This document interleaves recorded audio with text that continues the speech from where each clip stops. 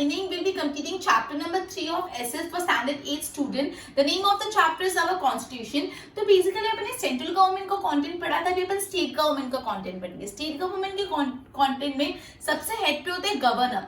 Governor के 3 part है, legislative, executive और जुडिशियल. लेजिस्लेटिव में स्टेट गवर्नमेंट, लेजिस्लेटिव असेंबली, विधानसभा, विधान परिषद, ये सब आ जाते हैं. एग्जीक्यूटिव में चीफ मिनिस्टर्स आ जाते हैं, बिकॉज स्टेट लेवल पे तो चीफ मिनिस्टर्स ही होंगे. फिर उनकी काउंसिल ऑफ मिनिस्टर्स आ जाते हैं. और अगर लोकल एडमिनिस्ट्रेशन में देखा जाए तो पंचायत और municipal corporation.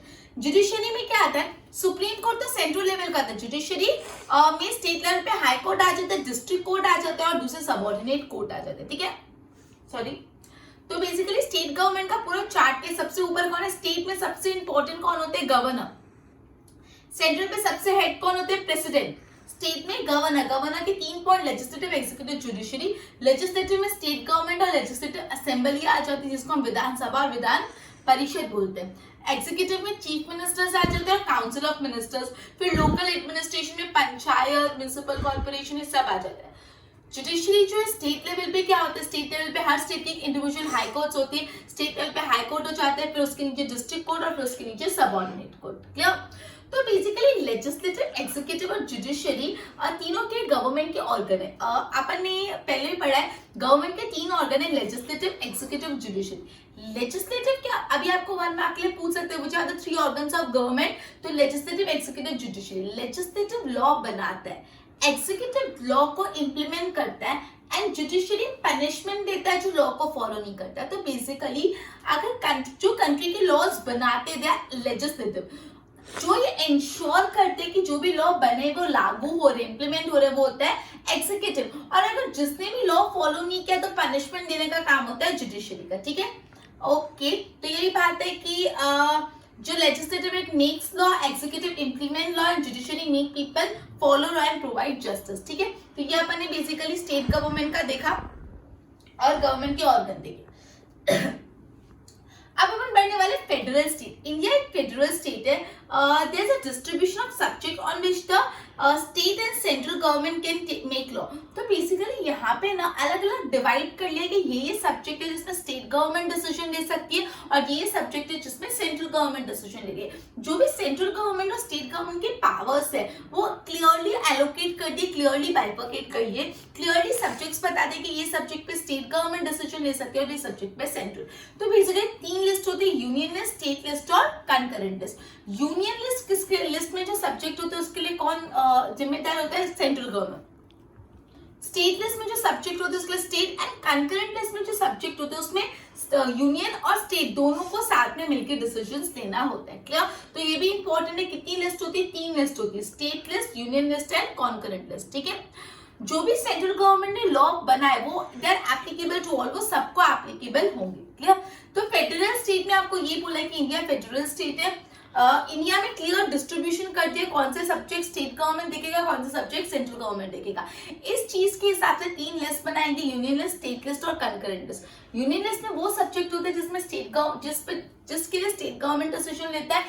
Sorry, union list में वो सब्जेक्ट होता है जिसके लिए सेंट्रल गवर्नमेंट डिसीजन लेता है. स्टेट लिस्ट में वो सब्जेक्ट होते हैं जिसके लिए स्टेट गवर्नमेंट लेता है. और कंकरेंट लिस्ट में वैसे सब्जेक्ट होते हैं जिसमें दोनों मिलकर डिसीजन लेते हैं. तो जो भी फिर उसके बाद जो भी सेंट्रल गवर्नमेंट ने लेकिन लॉ लिया ना वो सबको एप्लीकेबल होगा.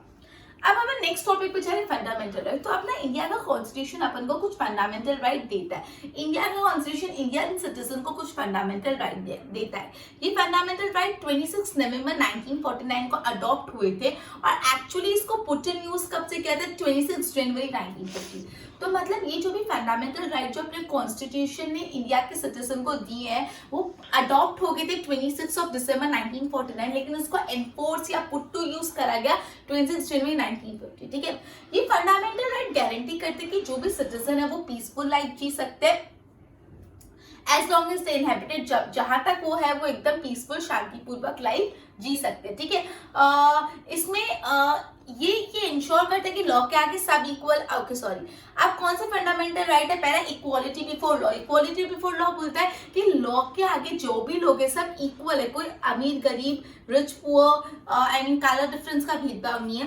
देन फ्रीडम ऑफ रिलीजन, ये एक दूसरा फंडामेंटल राइट है, हर सिटीजन को राइट है वो अपना मनपसंद रिलीजन फॉलो कर सकते हैं। Freedom to form, freedom of peaceful association, अगर मिलके कोई पीसफुली कहीं एसोसिएट करना है तो वो भी कर सकते हो।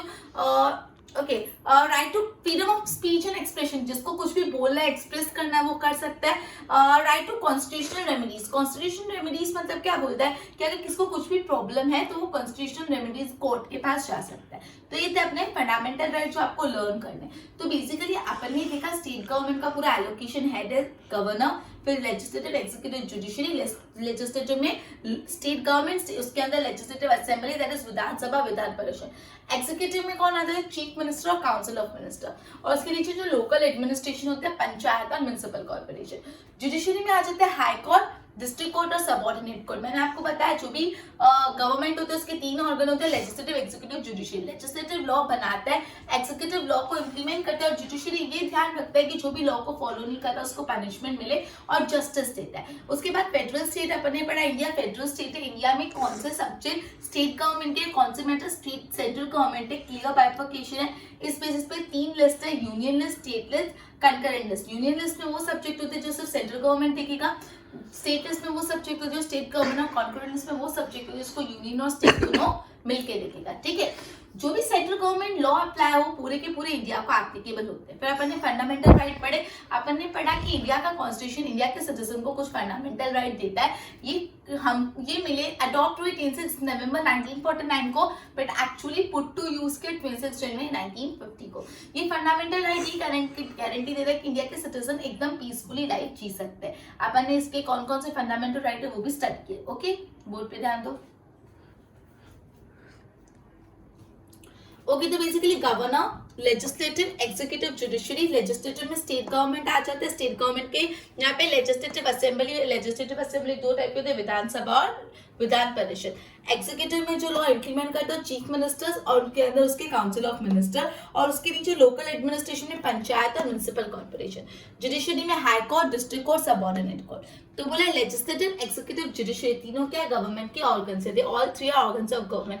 पूछ सकते हैं which are the three organs of government, you need to write legislative, executive, judiciary. Legislative law बनाता है, एग्जीक्यूटिव लॉ इंप्लीमेंट करता है, judiciary make people follow the law and provide justice, और एग्जीक्यूटिव जुडिशरी ये ध्यान रखता है कि लोग लॉ को फॉलो करें और जस्टिस मिले।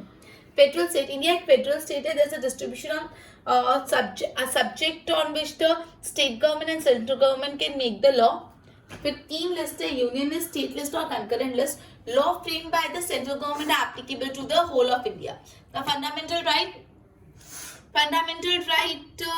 ये प्रोवाइड करते कॉन्स्टिट्यूशन ऑफ इंडिया, ये अडॉप्ट हुआ था 26 नवंबर 1949 को, बट एक्चुअली इसको पुट टू यूज किया 26 जनवरी 1950 को।